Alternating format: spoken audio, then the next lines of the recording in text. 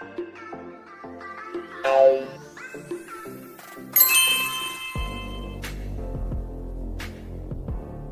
รรณวงศ์เนาะซึ่งเป็นนักเรียนที่ม.ปลายท่าเรือสั้นม.เก็ดเนาะซึ่งเพิ่นก็เป็นคนหนึ่งที่ว่าแต่งเพลงให้ครูในเก็ดตุลาซึ่งเขาจะถามเพิ่นเนาะว่าเพิ่นรู้สึกจังไดเนาะกับการแต่งเพลงเนาะเอาครูสอนรู้สึกจังไดนะสบายดี เจ้าพุทธสอนวรรณวงศ์เนาะซึ่งมีความรู้สึกภาคภูมิใจหลายเนาะที่ได้เขียนคำคมหรือว่าเขียนความรู้สึกทายเทออกมาให้ครูทุกคนฟังเนาะหรือว่าเป็นบทเรียนชีวิตเขาในชีวิตเลยซึ่งว่าเขียนมาเพื่อแบบอยากให้ครูมีกำลังใจสอนน้องๆทุกคนเนาะ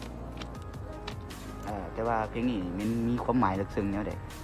มีความหมายหลายอย่างคือแบบเป็นกำลังใจให้ครูหมายถึงอยากให้ครูมีสุขภาพแข็งแรงก้าวหน้าต่อไป